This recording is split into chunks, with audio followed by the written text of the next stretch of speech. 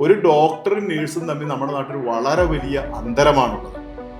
ഡോക്ടറുടെ ജോലി എന്ന് പറയുന്നത് ഒരു ഡിഗ്നിഫൈഡ് ആയിട്ടുള്ള ഒരു പ്രൊഫഷനായിട്ട് കരുതുകയും അതേസമയം നേഴ്സിന്റെ ജോലിയെ നമ്മൾ വളരെ താഴ്ന്നൊരു ജോലിയായിട്ട് കരുതുകയാണ് ചെയ്യുന്നത്. ഇതിന്റെ നേരെ വിപരീത ദിശയിലാണ് ജർമ്മനിയിൽ പോയ ഒരു നേഴ്സിന്റെ ജീവിതം ഉണ്ടാവുന്നത്. ഒന്നാമത്തെ കാര്യം, അവർക്ക് ഡോക്ടറെ തൊട്ട് താഴെ ഒരു പ്രൊഫഷണൽ ആയിട്ടുള്ള ഡിഗ്നിറ്റി അവിടെയുണ്ട്. 20,000 രൂപ ശമ്പളം വാങ്ങുന്ന ഒരാൾക്ക് നാളെ മുതൽ 4 ലക്ഷം രൂപ ശമ്പളം കിട്ടിയ അവരുടെ ജീവിതം എങ്ങനെ മാറും എന്നുള്ള കാര്യം നമുക്ക് ആലോചിച്ചാൽ നമുക്ക് മനസ്സിലാക്കാൻ വേണ്ടി സാധിക്കും. ജീവിതത്തെ ബിഗ് പിക്ചറിൽ കാണണം, ലൈഫിനെ ട്രാൻസ്ഫോം ചെയ്യണം, ജർമ്മനിയിൽ എത്തണം എന്നൊക്കെ തീർച്ചയായിട്ടും എല്ലാ നഴ്സുമാർക്കും ആഗ്രഹമുണ്ട്. പക്ഷേ അവരുടെ മുൻപിലുള്ള ഒരു ആശങ്ക ജർമ്മൻ ഭാഷ പഠിക്കാൻ പറ്റുമോ, പാസ്സാകാൻ പറ്റുമോ എന്നുള്ള കാര്യങ്ങളെ കുറിച്ചൊക്കെയാണ് അവരുടെ ആശങ്ക. എനിക്ക് തോന്നുന്നു ഗോവിന്ദന്റെ ഒക്കെ കണക്കനുസരിച്ച് കേരളത്തിൽ 1200 ഇൻസ്റ്റിറ്റ്യൂട്ടുകളുണ്ട് ജർമ്മൻ ഭാഷ പഠിക്കുന്നത്. ആ ഇൻസ്റ്റിറ്റ്യൂട്ടുകളിൽ നിന്നൊക്കെ എഡ്യൂഫ്ലെയർ എങ്ങനെയാണ് വേറിട്ട് നിൽക്കുന്നത്? സാർ, ഫിനാൻഷ്യലി അല്ലെ സാലറി മാത്രമല്ല നാട്ടിൽ വർക്ക് ചെയ്യുന്ന നഴ്സുമാരുടെ പ്രശ്നം എന്ന് പറയുന്നത്, അവർക്ക് കിട്ടുന്ന റെസ്പെക്ട് ഒരു പ്രശ്നമായിട്ട് എനിക്ക് ഫീൽ ചെയ്തിട്ടുണ്ട്. അവരുടെ വർക്ക് ലൈഫ് ബാലൻസ് ഒരു പ്രശ്നമായിട്ട് ഫീൽ ചെയ്തിട്ടുണ്ട്. ഈ രണ്ട് പ്രശ്നങ്ങൾക്കും ജർമ്മനി എങ്ങനെയാണ് ഒരു സൊല്യൂഷൻ ആവുന്നത്? നമ്മുടെ നാട്ടിലെ നേഴ്സുമാരുടെ സാഹചര്യത്തെ പറ്റി പറയേണ്ടെന്ന് ഞാൻ വിചാരിച്ചതാണ്, എന്നാലും ചെറുതായിട്ട് പറയാമെന്ന് വിചാരിക്കുകയാണ്. അതായത് നമ്മൾ ആലോചിച്ചു, ഒരു വിദ്യാർത്ഥി നമ്മുടെ നാട്ടിൽ നേഴ്സിംഗ് പഠനം പൂർത്തിയാക്കുമ്പോഴേക്കും 8 ലക്ഷം രൂപ മുതൽ ഇപ്പോൾ തമിഴ്നാട്ടിലോ കർണാടകയിലോ ഒക്കെ പഠിക്കുകയാണെങ്കിൽ 12 ലക്ഷം രൂപ വരെ അവർ ട്യൂഷൻ ഫീ ആയിട്ട് തന്നെ നൽകണം. പിന്നെ അവരുടെ ആ 4 വർഷത്തെ പഠന കാലയളവിലെ ജീവിത ചെലവ്, ഹോസ്റ്റൽ ഫീസ്, അവരുടെ പുസ്തകം വാങ്ങാനുള്ള ചെലവ്, അവരുടെ വസ്ത്രം, ഇങ്ങനെയൊക്കെയുള്ള കാര്യത്തിനെല്ലാം ചെലവാക്കുന്ന കണക്കാക്കിയാൽ ഒരു 12 ലക്ഷം രൂപ മുതൽ 15 ലക്ഷം രൂപയോളം സ്പെൻഡ് ചെയ്തിട്ടാണ് പലപ്പോഴും പലരും നേഴ്സിംഗ് പഠനം പൂർത്തിയാക്കുന്നത്. ഈ നേഴ്സിംഗ് പഠനത്തിന് വേണ്ടി മിക്കവാറും ആളുകൾ 4 ലക്ഷം രൂപ മുതൽ 6 ലക്ഷം രൂപ വരെയൊക്കെ എഡ്യൂക്കേഷൻ ലോണും എടുത്തിട്ടുണ്ടാവും. ഈ പഠനം കഴിഞ്ഞ് ഒരു നേഴ്സ് നമ്മുടെ നാട്ടിലൊരു ഹോസ്പിറ്റലിലേക്ക് ജോലിക്ക് പോയാൽ നിലവിൽ കിട്ടുന്ന ശമ്പളം എന്ന് പറയുന്നത് 12,000 രൂപ മുതൽ ഒരു 18,000 രൂപ വരെ മാത്രമാണ് ശമ്പളം കിട്ടുന്നത്. ഇപ്പൊ അവർ സമരമൊക്കെ നടത്തി 20,000 രൂപയിൽ മുകളിൽ കിട്ടുമെന്ന് വിചാരിക്കും. ഈ 20,000 രൂപ കൊണ്ട് അവരുടെ ഒരു കാര്യങ്ങളും അവർക്ക് നടത്തിയെടുക്കാൻ വേണ്ടി സാധിക്കില്ല. ഒന്ന്, അവരുടെ ആ എഡ്യൂക്കേഷൻ ലോൺ 4 വർഷം കൊണ്ട് അവർ 4 ലക്ഷം രൂപ ലോൺ എടുത്തിട്ടുണ്ടെങ്കിൽ 6 ലക്ഷം രൂപയായിട്ട് അത് വർദ്ധിച്ചിട്ടുണ്ടാവും. 6 ലക്ഷം രൂപ എടുത്ത ആളുടെ അത് 8 ലക്ഷം രൂപയായിട്ടെങ്കിലും വർദ്ധിച്ചിട്ടുണ്ടാവും. അപ്പം ഇതിന്റെ മന്ത്ലി ഇൻസ്റ്റാൾമെന്റ് എന്ന് പറയുന്നത് വലിയൊരു സംഖ്യയായിരിക്കും. അത് അടയ്ക്കാനുണ്ടാവും, മറ്റ് ജീവിത ചെലവുകളെല്ലാം അവർക്ക് നടത്താനായിട്ടുണ്ടാവും. അപ്പൊ ഇതിനൊന്നും ഈ പണം തികയുന്ന ഒരു സാഹചര്യമില്ല. ഇത് സാമ്പത്തികമായ വശം.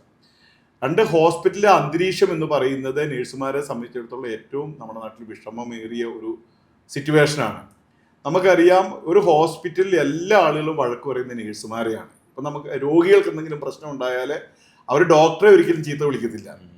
അവരുടെ നേഴ്സിംഗ് കെയറിന് ചെല്ലുന്ന നേഴ്സിനെയാണ് വഴക്ക് പറയുന്നത്. ഇനി രോഗിക്ക് വയ്യെങ്കിൽ രോഗിയുടെ കൂട്ടിരിപ്പുകാരായിട്ടുള്ള ആളുകളെ വഴക്ക് പറയും. ഹോസ്പിറ്റലിലെ മറ്റ് ജീവനക്കാരെ നേഴ്സുമാരോട് വളരെ റൂഡായിട്ട് സംസാരിക്കുന്നതും പെരുമാറുന്നതും നമുക്ക് കാണാൻ വേണ്ടി സാധിക്കും. എന്ത് പ്രശ്നമുണ്ടെങ്കിലും ഹോസ്പിറ്റൽ മാനേജ്മെന്റ് ഡോക്ടറോടല്ല ചോദിക്കുന്നത്, നേഴ്സിനോടാണ് ചോദിക്കുന്നത്. അപ്പം അവർ വളരെയധികം ബുദ്ധിമുട്ടേറിയ ഒരു സിറ്റുവേഷനിൽ കൂടിയാണ് പലപ്പോഴും ഹോസ്പിറ്റലുകളിൽ കൂടി ജോലി ചെയ്യുന്നത്. അവർക്ക് പ്രൊഫഷണൽ ആയിട്ടുള്ള യാതൊരുവിധ ഡിഗ്നിറ്റിയും നമ്മുടെ നാട്ടിൽ ഹോസ്പിറ്റലിൽ കിട്ടുന്നില്ല. അതായത് ഒരു ഡോക്ടറും നേഴ്സും തമ്മിൽ നമ്മുടെ നാട്ടിൽ വളരെ വലിയ അന്തരമാണുള്ളത്. ഡോക്ടറുടെ ജോലി എന്ന് പറയുന്നത് ഒരു ഡിഗ്നിഫൈഡ് ആയിട്ടുള്ള ഒരു പ്രൊഫഷനായിട്ട് കരുതുകയും അതേസമയം നേഴ്സിന്റെ ജോലിയെ നമ്മൾ വളരെ താഴ്ന്നൊരു ജോലിയായിട്ട് കരുതുകയാണ് ചെയ്യുന്നത്. അപ്പം ഇത് അവർക്കൊരു ഒരു പ്രൊഫഷണലായ അവർക്ക് അവരുടെ ആത്മാഭിമാനത്തിന് മുറിവേൽക്കുന്ന വിധത്തിലോ അല്ലെങ്കിൽ അവർക്ക് ഒരു സെൽഫ് റെസ്പെക്റ്റ് കിട്ടാത്ത പോലെയാണ് അവർക്ക് പലപ്പോഴും അവർ ജോലി ചെയ്യേണ്ടതായിട്ട് വരുന്നത്. പിന്നെ പല ഹോസ്പിറ്റലുകളിലും അതായത് ഒരു നേഴ്സ് രോഗി അനുപാതം, അതായത് അവർ നോക്കേണ്ട രോഗികളുടെ എണ്ണം വളരെ കൂടുതലായിരിക്കും. അവരുടെ ഡ്യൂട്ടി ടൈം 8 മണിക്കൂർ എന്നൊക്കെയാണ് നമ്മൾ പറയുന്നതെങ്കിലും പലപ്പോഴും നേഴ്സുമാർ അവരുടെ ജോലി കഴിഞ്ഞ് അവരുടെ ഡ്യൂട്ടി ഹാൻഡ് ഓവർ ചെയ്ത് നേഴ്സിംഗ് സ്റ്റേഷനിൽ നിന്ന് പുറത്തിറങ്ങണമെങ്കിൽ 10 മുതൽ 12 മണിക്കൂറൊക്കെ എടുത്തിട്ടാണ് പലപ്പോഴും നേഴ്സുമാർ പുറത്തിറങ്ങുന്നത്. അതുപോലെ തന്നെ അവർക്ക് ഈ ഷിഫ്റ്റ് ചേഞ്ച്, സഡൻ ആയിട്ടുള്ള ഷിഫ്റ്റ് ചേഞ്ചുകൾ, നൈറ്റ് ഡ്യൂട്ടികൾ, ഇങ്ങനെയൊക്കെ ഒരു സേവന വേതന വ്യവസ്ഥകളിൽ ക്ലാരിറ്റി ഇല്ലാത്ത വിധത്തിലാണ് പലപ്പോഴും നേഴ്സുമാർ ജോലി ചെയ്യുന്നത്. പല ഹോസ്പിറ്റലുകളിലെ ഇൻഫ്രാസ്ട്രക്ചർ വളരെ ശോചനീയമാണ്. പല അടിസ്ഥാന സൗകര്യങ്ങൾ അവിടെ ഇല്ല.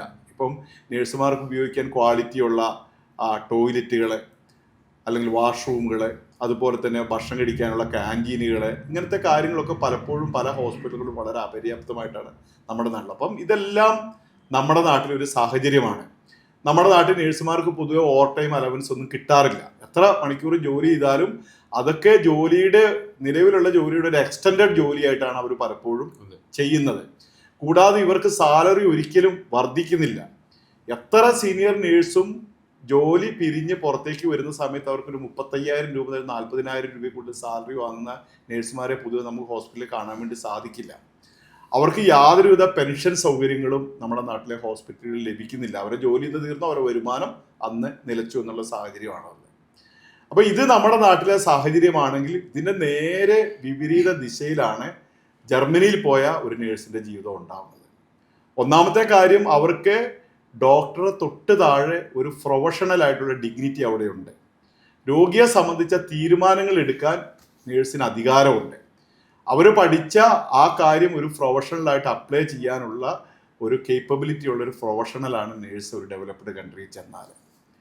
അവർക്ക് മരുന്നിൻ്റെ കാര്യത്തിൽ തീരുമാനം എടുക്കാനുള്ള അവകാശമുണ്ട്. രോഗികളുടെ സിറ്റുവേഷനിൽ ഓരോരോ കാര്യങ്ങൾ തീരുമാനിക്കാനുള്ള അവകാശമുണ്ട്. അപ്പം അവർക്ക് അവരുടെ മനസ്സിൽ തന്നെ ഒരു പ്രൈഡ് ഫീൽഡിൽ ഒരു പ്രൊഫഷണലായിട്ട് വർക്ക് ചെയ്യാനുള്ള ഓപ്പർച്യൂണിറ്റി ഉണ്ട്. ഒരാഴ്ചത്തെ ഡ്യൂട്ടി ടൈം എന്ന് പറയുന്നത് 37.5 മണിക്കൂറാണ്. അതായത് ഒരു ദിവസം 7.5 മണിക്കൂർ അവർക്ക് ജോലി ചെയ്യേണ്ടതായിട്ടുള്ളൂ. അതിൽ എക്സ്റ്റൻഡഡ് ആയിട്ട് എത്ര സമയം ജോലി ചെയ്താലും അതിനെല്ലാം ഓവർ ടൈമായിട്ട് പരിഗണിക്കും. അപ്പോൾ ഈ ഓവർ ടൈം വേതനം എന്ന് പറയുന്നത് സാധാരണ സാലറിയുടെ 2 ഇരട്ടിയോ 3 ഇരട്ടിയോ ആയിട്ട് ഓവർ ടൈം അവേഴ്സ് കണക്കാക്കിയിട്ട് അവർക്ക് കിട്ടും. അപ്പോൾ ഒരു നേഴ്സിന് ജർമ്മനിയിൽ ജോലി ചെയ്യുമ്പോൾ ഹ്യൂജ് എമൗണ്ട് വരുമാനമായിട്ട് നേടാനുള്ള ഓപ്പർച്യൂണിറ്റി ഉണ്ട്. ഉദാഹരണത്തിന് പറയുകയാണെങ്കിൽ അവർ സാധാരണ 7.5 മണിക്കൂർ കഴിഞ്ഞ് അവർ ഒരു ദിവസം 2-3 മണിക്കൂർ അഡീഷണൽ ആയിട്ട് വർക്ക് ചെയ്യുകയാണെങ്കിൽ അവർക്ക് ഹ്യൂജ് എമൗണ്ട് ഏൺ ചെയ്യാം. അതുപോലെ തന്നെ സാറ്റർഡേ സൺഡേ ജോലി ചെയ്യുകയാണെങ്കിൽ വലിയ സംഖ്യ വരുമാനം നേടാം. അവർ എക്സ്ട്രാ നൈറ്റ് ഡ്യൂട്ടി എടുക്കുകയാണെങ്കിൽ വളരെ വലിയ വരുമാനം നേടാൻ വേണ്ടി സാധിക്കും. അതായത് അവർക്ക് ഓൾറെഡി അവരുടെ സാധാരണ സാലറി തന്നെ 3.5 ലക്ഷം രൂപ മുതൽ 4.5 ലക്ഷം രൂപ വരെ ഉണ്ട്. അതുകൂടാതെ ഈ ഓവർ ടൈം ജോലി ചെയ്യുന്നത് വഴി അവർക്ക് ഒരു 7 ലക്ഷം രൂപ വരെ മാസം സമ്പാദിക്കാനായിട്ടുള്ള ഓപ്പർച്യൂണിറ്റി ഉണ്ട്. കൂടാതെ ജർമ്മനി പോലൊരു വികസിത രാജ്യമാകുമ്പോൾ അവിടുത്തെ ഹോസ്പിറ്റലുകളിലെ അല്ലെങ്കിൽ അവിടുത്തെ കെയർ ഹോമുകളിലെ ഒക്കെ അന്തരീക്ഷം എന്ന് പറയുക അല്ലെങ്കിൽ അവിടുത്തെ ഇൻഫ്രാസ്ട്രക്ചർ എന്ന് പറയുന്നത് ഏറ്റവും ക്വാളിറ്റി ഉള്ളതായിരിക്കും. ക്ലെൻലിനെസ് ഉണ്ടാവും. അവർക്ക് ആവശ്യമായിട്ടുള്ള എല്ലാ ഫെസിലിറ്റികളും അവിടെ ഉണ്ടാവും. അവിടെ ക്യാൻറ്റീനുകളുണ്ടാവും, അവർക്ക് ഫുഡ് കഴിക്കാനായിട്ടുള്ള സൗകര്യങ്ങളുണ്ടാവും, അവർക്ക് ഡ്യൂട്ടിക്കിടെ ഇൻ്റർവെല്ലുകളുണ്ടാവും, അതുപോലെ തന്നെ അവർക്ക് വാഷ്റൂമുകൾ ക്വാളിറ്റി ഉള്ളതുണ്ടാവും. അങ്ങനെ അവർക്ക് ഏറ്റവും ക്വാളിറ്റി ഉള്ള ലൈഫ് അവരുടെ ജോലിക്കിടയിൽ മുന്നോട്ട് കൊണ്ടുപോകാനായിട്ടുള്ള ഓപ്പർച്യൂണിറ്റി ഉണ്ടാവും. ഇതുകൂടാതെ നമുക്കറിയാവുന്നത് പോലെയുള്ള ആ രാജ്യത്തെ ഉള്ള അവരുടെ വർക്ക് ലൈഫ് ബാലൻസ്, അവരുടെ സോഷ്യൽ സെക്യൂരിറ്റി ബെനഫിറ്റുകൾ, അവരുടെ ഏജ്ഡ് കെയർ, പെൻഷൻസ്, അവരുടെ ഫ്രീ ട്രാവലിംഗ് സൗകര്യങ്ങൾ, അങ്ങനെ എല്ലാ അർത്ഥത്തിലും നമുക്ക് ഏറ്റവും നല്ല ക്വാളിറ്റി ഉള്ള ലൈഫ് ലീഡ് ചെയ്യാനായിട്ട് നേഴ്സുമാർക്ക് ജർമ്മനി സാധിക്കും. സാർ, ഈ ജർമ്മനി പോകുന്ന ആളുകളെ ഒബ്സർവ് ചെയ്താൽ അവരവിടെ ചെന്ന് കഴിയുമ്പോൾ കൂടുതൽ സുന്ദരിമാരല്ലേ സുന്ദരന്മാരാവുന്നു, ജീവിതത്തിൽ ഭയങ്കര സന്തോഷമുള്ള ആളുകളായിട്ട് മാറുന്നു. അത് എന്തുകൊണ്ടായിരിക്കും? ഒറ്റ ഉത്തരേ ഉള്ളൂ. 20,000 രൂപ ശമ്പളം വാങ്ങുന്ന ഒരാൾക്ക് നാളെ മുതൽ 4 ലക്ഷം രൂപ ശമ്പളം കിട്ടി അവരുടെ ജീവിതം എങ്ങനെ മാറും എന്നുള്ള കാര്യം നമുക്ക് ആലോചിച്ചാൽ നമുക്ക് മനസ്സിലാക്കാൻ വേണ്ടി സാധിക്കും. അതായത് അവരുടെ മനസ്സിൽ ഇനി ആശങ്കകളില്ല, പ്രയാസങ്ങളില്ല, ബുദ്ധിമുട്ടുകളില്ല. ജീവിതത്തെ സംബന്ധിച്ച് അവർക്ക് ഏറ്റവും സുന്ദരമായ ഒരു കാഴ്ചപ്പാടാണ് അവരുടെ ജീവിതത്തിലുള്ളത്. കാരണം എല്ലാ മാസവും 3.5 ലക്ഷം രൂപയും 4 ലക്ഷം രൂപ വെച്ചിട്ട് വരുമാനം നേടാനായിട്ടുള്ള ഓപ്പർച്യൂണിറ്റി അവർക്കുണ്ട്. ബുദ്ധിമുട്ടില്ലാത്ത ജോലി സാഹചര്യങ്ങൾ, അല്ലെങ്കിൽ അവരുടെ ജോലി ലൈറ്ററായിട്ടുള്ള ജോലിയിൽ കൂടി പോയി വലിയ വരുമാനം നേടാനുള്ള ഒരു കാര്യം, ഭാവി ജീവിത അവസാനം വരെയുള്ള ജീവിതത്തെ സംബന്ധിച്ച് എല്ലാ കാര്യത്തിനും സർട്ടനിറ്റി, അവർക്ക് നാളെ അവരുടെ ഫാമിലി അവിടേക്ക് കൊണ്ടുപോകാനുള്ള ഓപ്പർച്യൂണിറ്റി, വിവാഹം കഴിക്കാത്ത ആളുകളാണെങ്കിൽ നല്ല ഉയർന്ന വിവാഹം കഴിക്കാനുള്ള സാഹചര്യം, അവർക്ക് നാളെ കുട്ടികളുണ്ടാകുമ്പോൾ മക്കളുണ്ടാകുമ്പോൾ അവർക്ക് ഫ്രീ എഡ്യൂക്കേഷൻ കിട്ടാനുള്ള ഓപ്പർച്യൂണിറ്റി, ആ രാജ്യത്തെ PR സിറ്റിസൺഷിപ്പ്, ഇതിനെല്ലാം ഓപ്പർച്യൂണിറ്റി. അപ്പം നമ്മുടെ മനസ്സ് വളരെ സന്തോഷമായിട്ട് ഇരിക്കുന്ന സമയത്ത് ഓട്ടോമാറ്റിക്കലി നമ്മുടെ സൗന്ദര്യം വർദ്ധിക്കും, നമ്മുടെ കോൺഫിഡൻസ് വർദ്ധിക്കും, നമ്മുടെ എനർജി കൂടും, നമ്മുടെ എന്തൂസിയാസം കൂടും, നമുക്ക് ചുറുചുറുക്കുണ്ടാവും, നമ്മൾ നല്ല സന്തോഷം ഉള്ള ആളുകളായിട്ട് നമുക്ക് ജീവിക്കാൻ വേണ്ടി സാധിക്കും. ജീവിതത്തെ ബിഗ് പിക്ചറിൽ കാണണം, ലൈഫിനെ ട്രാൻസ്ഫോം ചെയ്യണം, ജർമ്മനിയിൽ എത്തണം എന്നൊക്കെ തീർച്ചയായിട്ടും എല്ലാ നഴ്സുമാർക്കും ആഗ്രഹമുണ്ട്. പക്ഷേ അവരുടെ മുൻപിലുള്ള ഒരു ആശങ്ക ജർമ്മൻ ഭാഷ പഠിക്കാൻ പറ്റുമോ, പാസ്സാകാൻ പറ്റുമോ എന്നുള്ള കാര്യങ്ങളെ കുറിച്ചൊക്കെയാണ് അവരുടെ ആശങ്കകൾ. അതിനെക്കുറിച്ചൊന്ന് പറയാമോ? നേഴ്സുമാരോട് പറയാനുള്ള കാര്യം, നിങ്ങൾക്ക് ജർമ്മൻ ലാംഗ്വേജ് പഠിച്ച് പാസ്സാവാൻ വേണ്ടി പറ്റും. നിങ്ങളുടെ കാഴ്ചപ്പാട് കുറച്ച് മാറ്റണമെന്നാണ് എനിക്ക് നിങ്ങളോട് പറയാനുള്ളത്. അതായത് നമ്മൾ പലപ്പോഴും നമ്മുടെ എഡ്യൂക്കേഷൻ സിസ്റ്റം എന്ന് പറയുന്നത് നോളജ് ബേസ്ഡ് ആയിട്ടുള്ള എഡ്യൂക്കേഷൻ സിസ്റ്റമാണ്. നമ്മൾ അറിവ് സമ്പാദിക്കാനായിട്ടാണ് എപ്പോഴും ശ്രമിക്കുന്നത്. ഒരു ഭാഷാ പഠനം എന്ന് പറയുന്നത് നമ്മുടെ അറിവ് സമ്പാദനമല്ല അവിടെ വേണ്ടത്. നമ്മൾ അവിടെ സ്കില്ലാണ് ഡെവലപ്പ് ചെയ്യേണ്ടത്. അതായത് നമ്മുടെ കഴിവാണ് നമ്മൾ വർദ്ധിപ്പിക്കേണ്ടത്. ഇപ്പം നമ്മൾ ഉദാഹരണത്തിന് പറയുകയാണെങ്കിൽ, നമ്മളിപ്പോൾ നീന്തൽ പഠിക്കുകയാണെന്ന് വിചാരിക്കുക. നീന്തൽ പഠിക്കുമ്പോൾ നമ്മളെ നീന്തലിനെ പറ്റിയുള്ള അറിവ് സമ്പാദിച്ചതുകൊണ്ട് നമുക്ക് നീന്താൻ വേണ്ടി സാധിക്കില്ല. നമ്മൾ നീന്തുക എന്ന സ്കില്ല് ഡെവലപ്പ് ചെയ്താൽ മാത്രമേ നമുക്ക് നീന്താൻ വേണ്ടി സാധിക്കുള്ളൂ. അതിനുവേണ്ടി നമുക്ക് എന്താണ് ചെയ്യേണ്ടത്? നമ്മൾ സ്വിമ്മിംഗ് പൂളിൽ ഇറങ്ങണം, അത് പ്രാക്ടീസ് ചെയ്യണം, ആ നീന്തൽ നമ്മൾ സ്ഥിരമായി ചെയ്യണം. അങ്ങനെ ചെയ്യുമ്പോഴാണ് നമുക്കത് പഠിക്കാൻ വേണ്ടി സാധിക്കുന്നത്. അപ്പം നമ്മുടെ പഠന രീതിയാണ് നമ്മൾ മാറ്റിവെക്കേണ്ടത്. ലാംഗ്വേജ് പഠനം എന്ന് പറയുന്നത്, ഭാഷാ പഠനം എന്ന് പറയുന്നത് മറ്റ് ഏതൊരു പഠനത്തെക്കാളും ഏറ്റവും എളുപ്പമുള്ളൊരു കാര്യമാണ്. അതായത് ഒരു അധ്യാപകന് സഹായം ഇല്ലാതെ പോലും പഠിക്കാൻ പറ്റുന്ന ഒരു കാര്യമാണ് ലാംഗ്വേജ് പഠനം എന്ന് പറയുന്നത്. ഇപ്പം നമുക്കൊരു BSc ഫിസിക്സ് പഠിക്കുന്ന ഒരാൾക്ക് ഒരു അധ്യാപകം പഠിപ്പിക്കാതെ നമുക്ക് പഠിക്കാൻ വേണ്ടി സാധിക്കില്ല. അല്ല, അത്രത്തോളം ഇന്റലിജൻസ് ഒക്കെ നമുക്ക്, ബുദ്ധിശക്തിയൊക്കെ ഉള്ള ആളുകൾക്കാണ് അത് പഠിക്കാൻ പറ്റുന്നത്.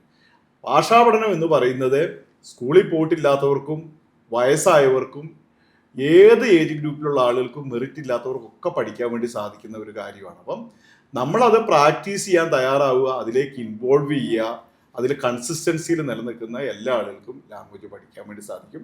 ഇപ്പം നേഴ്സുമാരെ സംബന്ധിച്ചിടത്തോളം ഒരു കാര്യം, അവരുടെ ഒരു നീഡാണിത്. അവരുടെ അദമ്യമായ ആഗ്രഹമാണ് ഒരു വികസിത രാജ്യത്ത് പോയി ജോലി ചെയ്യണമെന്ന്. അതിന് വേണ്ടത് 8 മാസക്കാലത്തെ ഒരു പഠനമാണെന്ന് അവർക്കറിയാം. അപ്പം തീർച്ചയായിട്ടും ഞാൻ വിചാരിക്കുന്ന എല്ലാ നേഴ്സുമാരും ഫോക്കസ്ഡ് ആയിട്ട് പഠിക്കും. അപ്പോൾ നിങ്ങൾ എന്താണ് ചെയ്യേണ്ടത്? നിങ്ങൾ ക്വാളിറ്റി ഉള്ള ഒരു ഇൻസ്റ്റിറ്റ്യൂട്ടിൽ ചേർന്ന് പഠിക്കണം.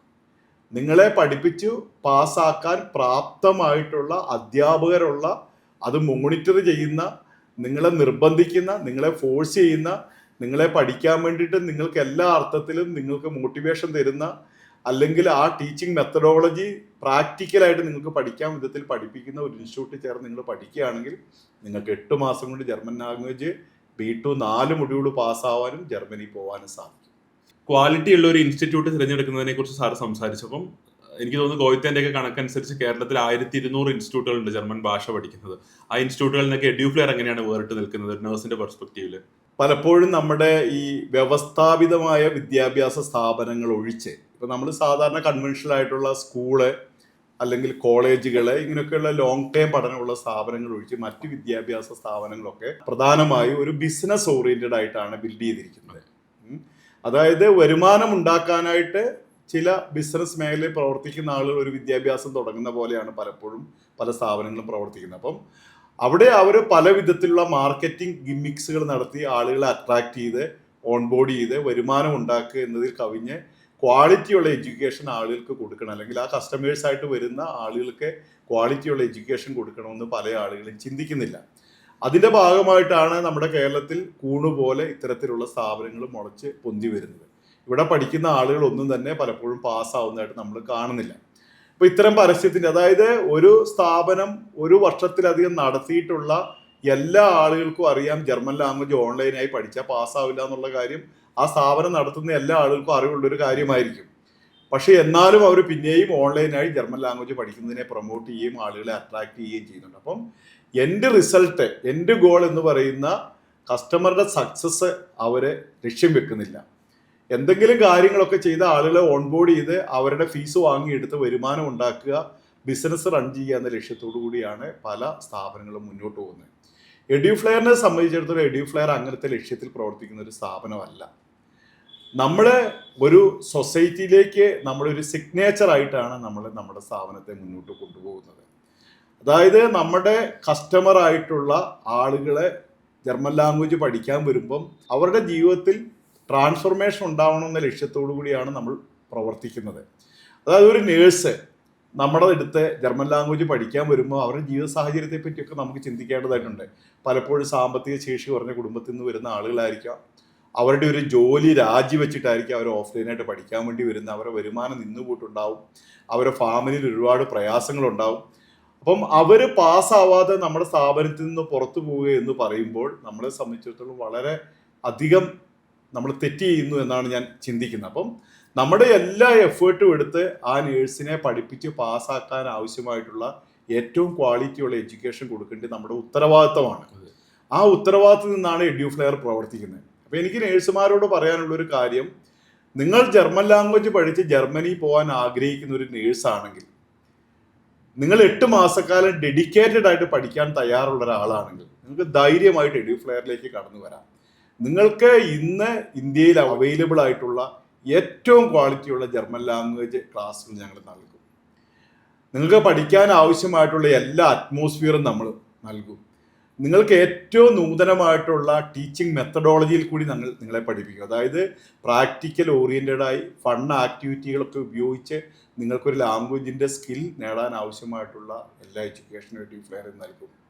നിങ്ങൾ എഡ്യൂഫ്ലെയറിൽ പഠിച്ച് എന്തെങ്കിലും കാരണവശാൽ തോറ്റുപോയാൽ നിങ്ങളെ പിന്നീട് ജയിക്കുന്നത് വരെ സൗജന്യമായിട്ട് ഞങ്ങൾ നിങ്ങളെ സപ്പോർട്ട് ചെയ്യും. നിങ്ങളുടെ എൻഡ് ഗോളാണ് ഞങ്ങളുടെ ലക്ഷ്യം. ഞങ്ങളുടെ വിഷൻ എന്ന് പറയുന്നത് നിങ്ങൾ ജർമ്മൻ ലാംഗ്വേജ് പഠിച്ച് ജർമ്മനിയിലെത്തി ഒരു രജിസ്റ്റേർഡ് നേഴ്സായി നിങ്ങളുടെയും നിങ്ങളുടെ കുടുംബത്തിൻ്റെയും ജീവിതത്തെ ട്രാൻസ്ഫോം ചെയ്യുക എന്ന ലക്ഷ്യം വെച്ചിട്ടാണ് ഞങ്ങൾ പ്രവർത്തിക്കുന്നത്. ഇതാണ് ഞങ്ങളുടെ മറ്റ് സ്ഥാപനങ്ങളിൽ നിന്നും വ്യത്യസ്തമാക്കുന്നത്. സാർ, മറ്റ് ജില്ലകളിൽ നിന്ന് അല്ലെങ്കിൽ കേരളത്തിന് പുറത്തുനിന്നൊക്കെ ഒരു നേഴ്സ് വരുവാണെന്നുണ്ടെങ്കിൽ അവർക്ക് കോഴിക്കോട് എഡ്യൂഫ്ലെയറിൽ ഓഫ്ലൈൻ ആയിട്ട് ജർമ്മൻ പഠിക്കാൻ വേണ്ടിയിട്ട് ഹോസ്റ്റലിൽ നിൽക്കേണ്ടതായിട്ടുണ്ട്. അപ്പോൾ അതിന് എന്ത് സഹായമാണ് നമുക്ക് ചെയ്തു കൊടുക്കാൻ സാധിക്കുക? എഡ്യൂഫ്ലെയർ ഇന്ത്യയിലെ നമ്പർ 1 ലാംഗ്വേജ് ഇൻസ്റ്റിറ്റ്യൂട്ടാണ്. 1500-ലധികം വിദ്യാർത്ഥികൾ ജർമ്മൻ ലാംഗ്വേജ് തന്നെ ഓഫ്ലൈനായി എഡ്യൂഫ്ലെയർ പഠിക്കുന്നുണ്ട്. ഇത് കോഴിക്കോട് ജില്ലയിലുള്ളവരല്ല, കേരളത്തിലെ വിവിധ ഭാഗങ്ങളിൽ നിന്നുള്ള വിദ്യാർത്ഥികളും ഇന്ത്യയിലെ വിവിധ ഭാഗങ്ങളിലുള്ള ആളുകളാണ് എഡ്യൂഫ്ലെയർ ജർമ്മൻ ലാംഗ്വേജ് പഠിക്കുന്നത്. ഇവരെല്ലാവരും തീർച്ചയായും ഹോസ്റ്റലിൽ നിന്നാണ് ഓഫ്ലൈനായി പഠിച്ചുകൊണ്ടിരിക്കുന്നത്. അപ്പം എഡ്യൂഫ്ലെയറിൽ പഠിക്കുന്ന വിദ്യാർത്ഥികൾക്ക് വേണ്ടിയ ഹോസ്റ്റൽ ഫെസിലിറ്റി എഡ്യൂഫ്ലെയർ ഒരുക്കി നൽകുന്നുണ്ട്. എഡ്യൂഫ്ലെയറുമായി കണക്ട് ചെയ്തിട്ടുള്ള 15ഓളം ഹോസ്റ്റൽ ചെയിനുകളുണ്ട്. അവിടെയുള്ള ഏത് ഹോസ്റ്റലിൽ വേണേലും നേഴ്സിൽ നിന്ന് പഠിക്കാനായിട്ടുള്ള ഓപ്പർച്യൂണിറ്റി ഉണ്ട്. എല്ലാവർക്കും സ്വന്തമായി ഒരു ഹോസ്റ്റൽ കണ്ടെത്തണമെങ്കിൽ അപ്രകാരവും സാധിക്കും. ഒരു 6000 രൂപ മുതൽ 7000 രൂപയാണ് ഹോസ്റ്റലുകളിൽ അവർക്ക് ഫുഡ് ആൻഡ് അക്കോമഡേഷനിൽ നിൽക്കാൻ വേണ്ടി ഒരു മാസം വരുന്ന ചിലവ്.